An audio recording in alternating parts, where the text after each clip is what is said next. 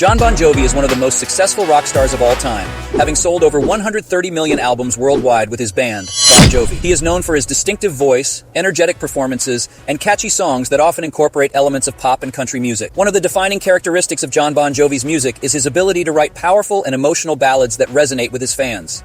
As journalist Chris Heath writes in his book Awaits, Jon Bon Jovi's great gift is the power to express big emotions in an unashamedly direct way. He has an uncanny knack of creating songs that resonate with people on a deep level. This talent is evident in some of Bon Jovi's most iconic songs, such as Livin' on a Prayer, Always, and Bed of Roses. In these songs, Bon Jovi uses his powerful voice and evocative lyrics to capture the pain, longing, and hope that are often at the heart of love and relationships. Hello, rock fan, this is MONSTAR, and I welcome you to our party. So get yourself a nice cup of coffee or something more substantial, and let's get this band on the road, and don't be shy to sound off below. Tonight we salute the rock ballad legend, fantastically good-looking, exceptionally moral and upstanding, the master of heartbreakers, Jon Bon Jovi.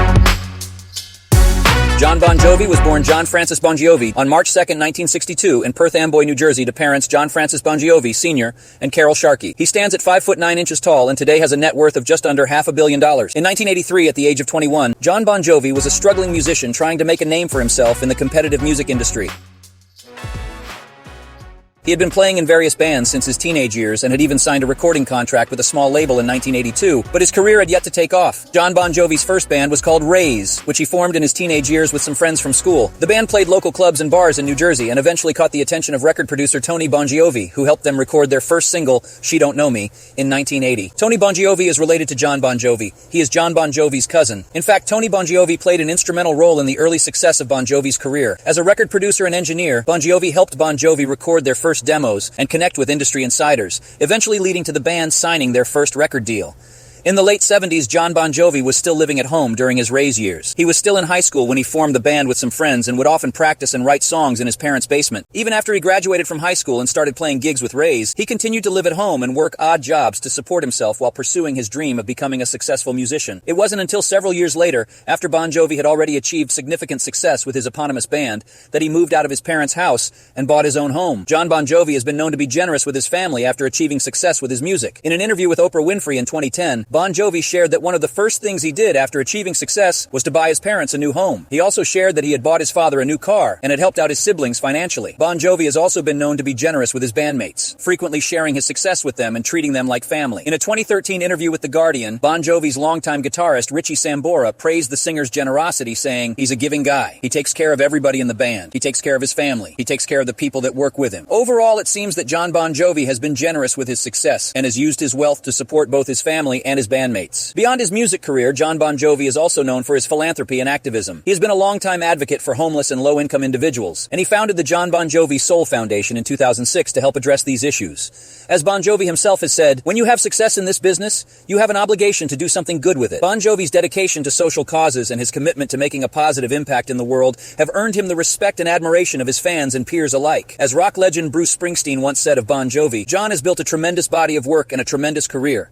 But he's never lost sight of who he is and where he comes from. He's a true artist and a true gentleman."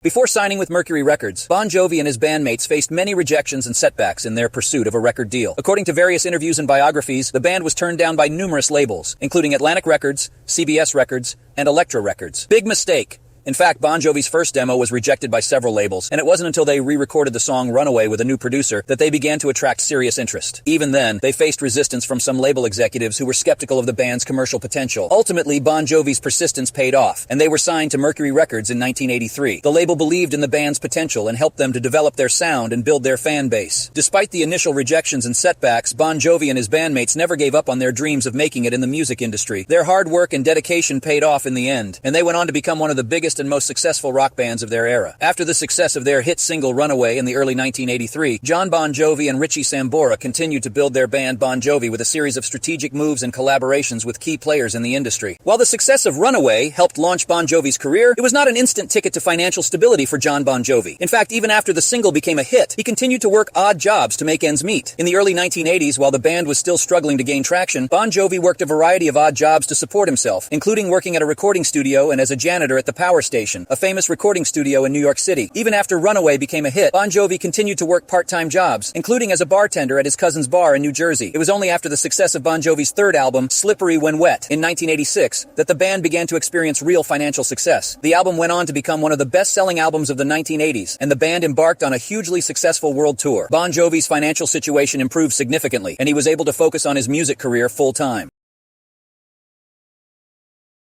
One of the most significant collaborations for Bon Jovi and Sambora was with legendary songwriter and producer Desmond Child. Child co-wrote several of Bon Jovi's biggest hits, including Livin' on a Prayer, You Give Love a Bad Name, and Bad Medicine. His contributions helped to solidify the band's reputation as one of the biggest and most successful acts in the music industry. Another key player in Bon Jovi's growth was their longtime manager, Doc McGhee. McGhee helped the band secure lucrative record deals, book high-profile tours, and manage their finances throughout their careers. In a 2013 interview with Forbes, Bon Jovi credited McGhee with being instrumental in their success, saying, "Doc was the quarterback. He's always been the one who's been able to keep us together and focused on what we needed to do." Bon Jovi and Sambora also continued to work on their songwriting and musicianship, refining their sound and experimenting with new styles and influences. They released a series of successful albums throughout the 1980s and 1990s, including Slippery When Wet, New Jersey, and Keep the Faith. Overall, it was a combination of strategic collaborations, talented songwriting, and effective management that helped Bon Jovi and Sambora leverage their early success into long-term growth and continued success in the music industry.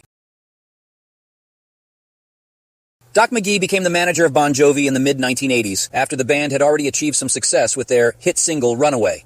According to Jon Bon Jovi, the band was introduced to McGhee through their record label, Mercury Records, which was also McGhee's label at the time. In a 2013 interview with Forbes, Bon Jovi explained that McGhee's reputation as a successful and experienced manager was a key factor in their decision to work with him. "We knew he had worked with Kiss and Motley Crue, and we knew he was a successful guy," Bon Jovi said. "We knew he had a great track record, and we wanted to work with somebody who knew what they were doing." McGhee quickly proved to be an effective manager for Bon Jovi, helping the band secure lucrative record deals and high-profile tours, and managing their finances throughout their career. He also played a key role in helping the band navigate the challenges of the music industry, including legal disputes and interpersonal conflicts. The nature of Bon Jovi's arrangement with McGhee is not publicly known, but it is likely that the band paid him a percentage of their earnings in exchange for his management services. In a 2017 interview with Billboard, McGhee spoke about his long-standing relationship with Bon Jovi, saying, "I've been with John for over 30 years, and it's always been about the music. I love that he's still making great music and that we're still out there touring and doing what we love to do." Jon Bon Jovi and Richie Sambora met in the early 1980s through a mutual friend who introduced them when Sambora was playing with his band Message at a club in New Jersey. According to Bon Jovi, he was impressed by Sambora's guitar playing and offered him a job as a session musician for his upcoming solo album. Sambora accepted the offer, and the two began working together. After recording some songs together, Bon Jovi and Sambora realized that they had a great musical chemistry and decided to form a band. The first iteration of the band was called the Atlantic City Expressway, but they soon changed the name to Bon Jovi and began playing gigs in New Jersey. Sambora quickly became an integral part of the band, not just as a guitarist but also as a songwriter and collaborator with Jon Bon Jovi. The two would go on to write many of Bon Jovi's biggest hits together, including Livin' on a Prayer, Wanted Dead or Alive, and I'll Be There For You. A deciding moment in the history of Bon Jovi came during the recording of their third album, Slippery When Wet. The band had already experienced some success with their first two albums, but Slippery When Wet was intended to be their breakthrough album. However, during the recording process, the band faced a major setback that threatened to derail the entire project. The band had been working with producer Bruce Fairbairn, but after several months of recording, they were not happy with the direction the album was taking. They felt that the songs were not coming together the way they had envisioned, and tensions were running high in the studio. According to Jon Bon Jovi, the band was on the verge of breaking up during this time. In a last-ditch effort to salvage the album, the band decided to bring in a new producer, Bob Rock, to help them finish the project. Rock was known for his work with bands like Metallica and Motley Crue, and he brought a fresh perspective to the recording process. With Rock's help, the band was able to refocus and finish the album in just a few weeks. Slippery When Wet went on to become one of the biggest-selling albums of the 1980s, and it cemented Bon Jovi's place as one of the biggest rock bands in the world. However, if the band had not been able to overcome the difficulties they faced during the recording process, their chances of success might have been severely diminished, and the band may not have even existed in the form we know it today. The difficulties that Bon Jovi faced during the recording of Slippery When Wet with producer Bruce Fairbairn were largely creative in nature. The band felt that Fairbairn's production style was not bringing out the best in their songs, and that the album was not shaping up the way they had hoped. According to Jon Bon Jovi, there were some ego clashes between the band and Fairbairn, as the producer was known for having a strong hand in shaping the sound of his projects. Bon Jovi felt that Fairbairn was trying to impose his own vision on the album, rather than helping the band achieve their own vision. There were also some disagreements over song choices and arrangements. Bon Jovi felt that some of the songs the band had chosen for the album were not working as well as they had hoped, and that Fairbairn was not giving them the guidance they needed to make the songs better. Ultimately, the creative differences between the band and Fairbairn proved to be too much to overcome, and the band decided to part ways with the producer. It was a difficult decision, as they had already invested several months of time and effort into the recording process, but they felt that it was necessary in order to salvage the album and keep the band together. The decision to bring in Bob Rock as a new producer proved to be a wise one, as he was able to help the band refocus and bring their vision for the album to life. Bon Jovi's album Slippery When Wet was released on August 18, 1986, and it was an immediate commercial success. The album debuted at number 6 on the Billboard 200 chart and eventually peaked at number 1, where it stayed for 8 weeks. The album was also well received critically, with many reviewers praising the band's catchy hooks, infectious melodies, and memorable lyrics. The album spawned several hit singles, including You Give Love a Bad Name, Livin' on a Prayer, and Wanted Dead or Alive, all of which became classic rock radio staples and are still played frequently to this day.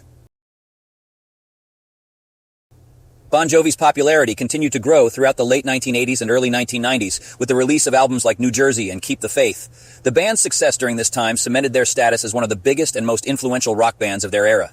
Bon Jovi has been a hugely popular and influential rock artist since the 1980s, and he has amassed a large and dedicated fan base over the years. His fans have been particularly devoted to his live performances, which are known for their high energy, sing-along choruses, and crowd-pleasing anthems. Bon Jovi's music has also resonated with fans on a personal level, with many of his songs dealing with themes of love, loss, and perseverance. His lyrics often speak to the struggles of everyday life, and his music has provided comfort and inspiration to fans around the world. Over the years, Bon Jovi has continued to evolve and adapt his sound to stay relevant, while still remaining true to his roots. He has experimented with different genres, from country to pop, and has collaborated with a wide range of artists. Overall, Bon Jovi's fans have remained fiercely loyal over the years, and he has been idolized by generations of rock fans around the world. Despite the ups and downs of his career, he has continued to be a major force in the music industry, and his legacy is sure to endure for years to come.